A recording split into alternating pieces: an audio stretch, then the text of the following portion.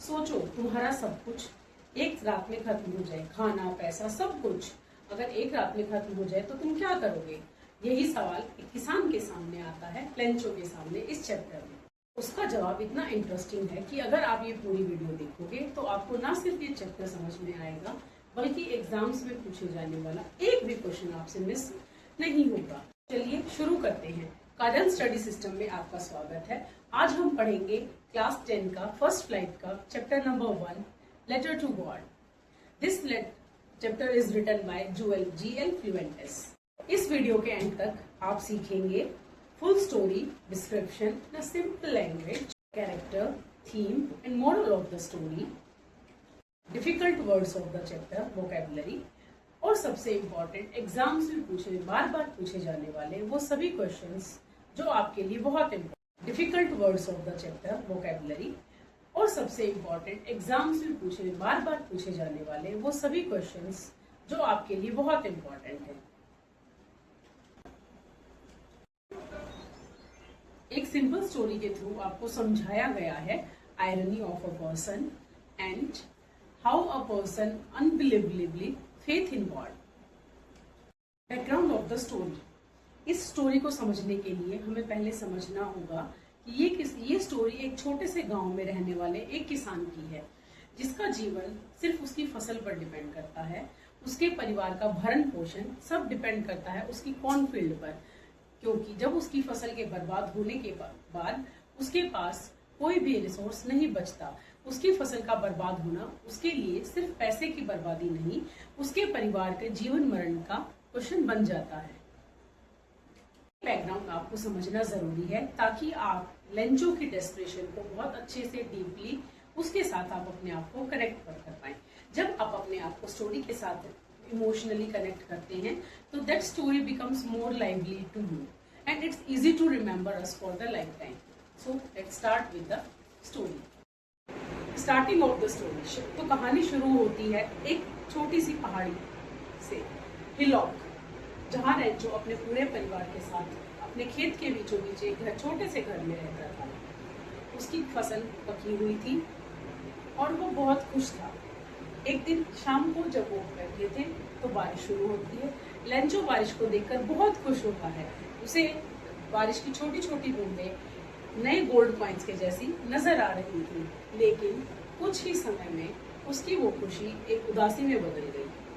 जैसे ही बारिश में ओले गिरने शुरू हुए, हेल स्टॉर्म के साथ ही उसकी सारी फसल बर्बाद हो गई। देखते ही देखते लेंचो की खुशी एक मायूसी और उसकी उदासी में बदल गई।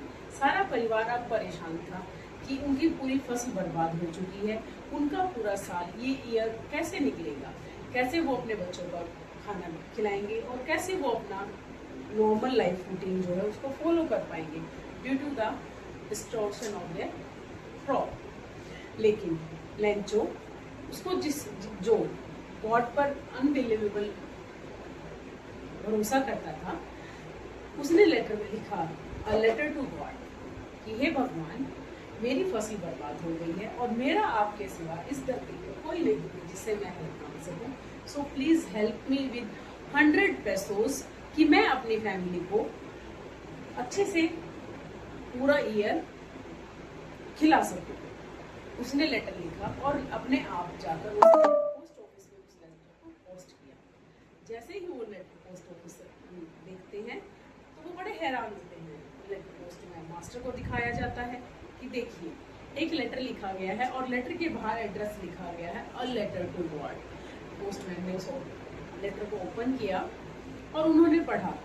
तब उन्हें लगा, पहले तो वो बहुत हैरान हुए, फिर उन्हें भगवान पर इतना अंधविश्वास, बिल्कुल आंखें बंद करके भरोसा करने वाला कोई इंसान पहली बार मिला।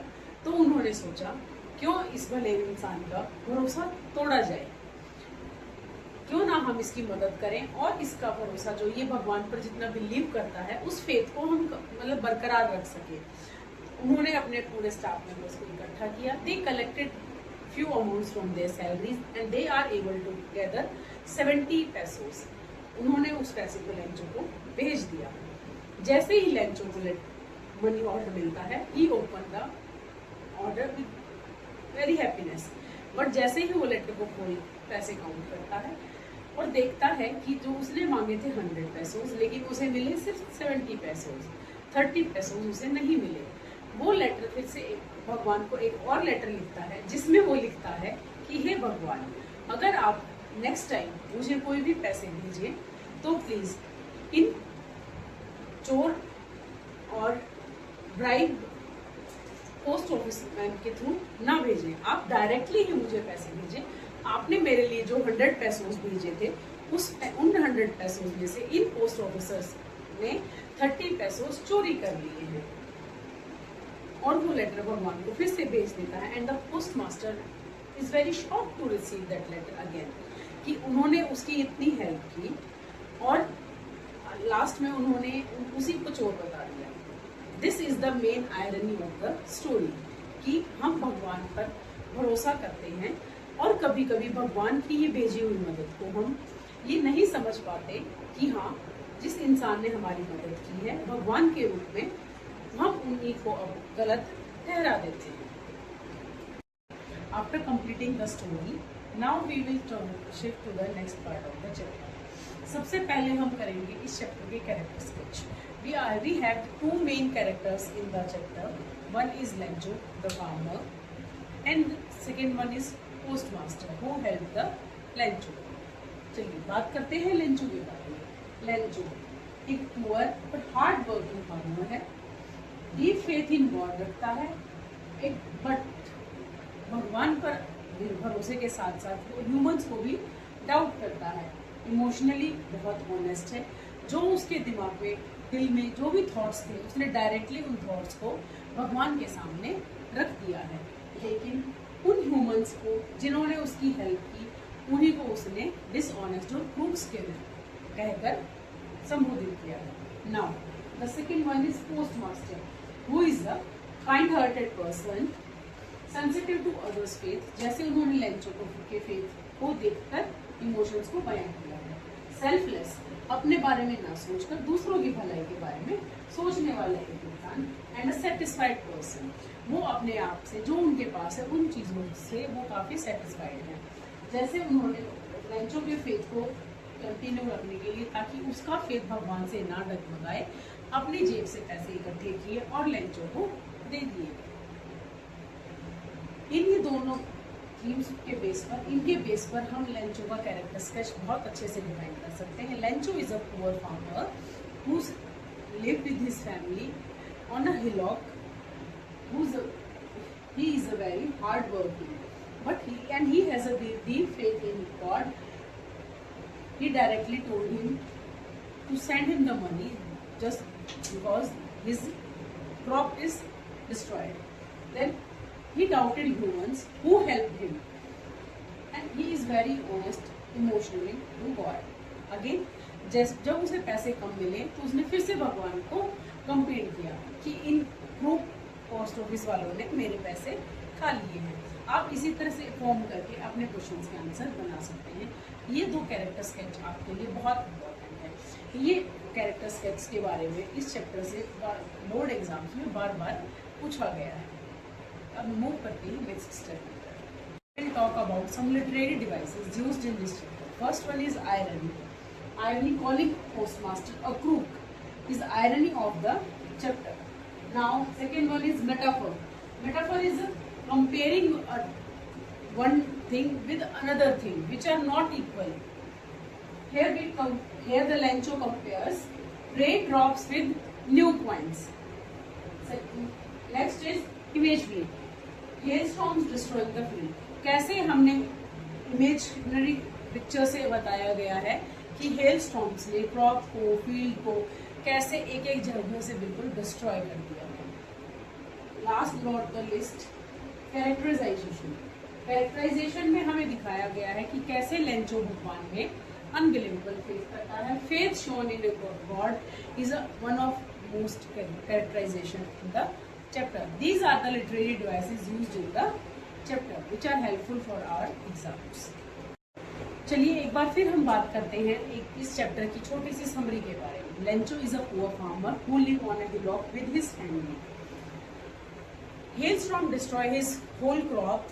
He and his family with nothing.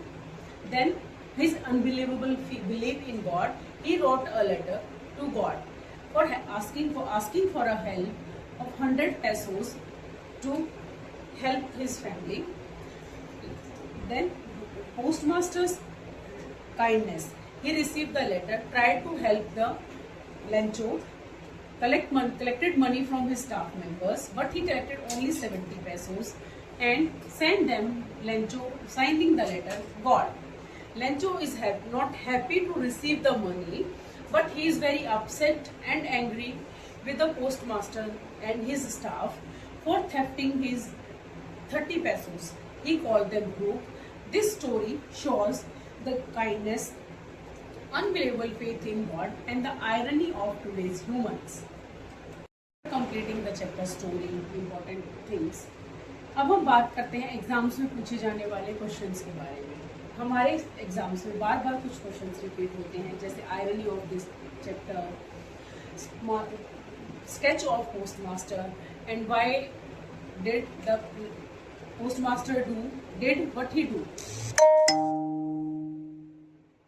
फिर हम बात करते हैं लेंचो की कि उसे वो 70 पैसों का क्या किया और उसने उन 30 पैसों के लिए उन्हें गलत क्यों ठहराया।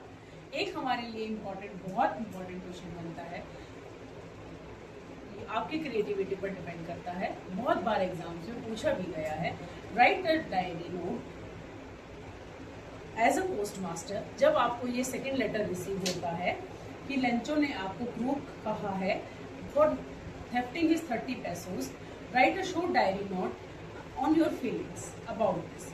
मैंने इस वीडियो के डिस्क्रिप्शन में एक PDF लिंक किया है, आप उस PDF को क्लिक कीजिए, डाउनलोड कर लीजिए, देखिए सारे इंपॉर्टेंट क्वेश्चंस जो बार बार एग्जाम्स में रिपीट होते हैं, difficult words of this chapter, important vocabulary words, सब मेनिमोनिक्स और memory tricks are also given in the PDF। हर एक क्वेश्चन को ट्राई कीजिए। I have given some model answers with the questions also कि आपको बोर्ड एग्जाम्स में कैसे आंसर लिखने से आप अपने फुल मार्क्स गेन कर पाएंगे। तो चलिए, अगर ये वीडियो आपको हेल्पफुल लगी हो तो लाइक बटन दबाइए, ये वीडियो अपने दोस्तों के साथ शेयर कीजिए ताकि वो भी इस चैप्टर को बहुत इजीली कंप्लीट कर सके और बोर्ड एग्जाम्स में अपने मार्क्स को सिक्योर कर सके।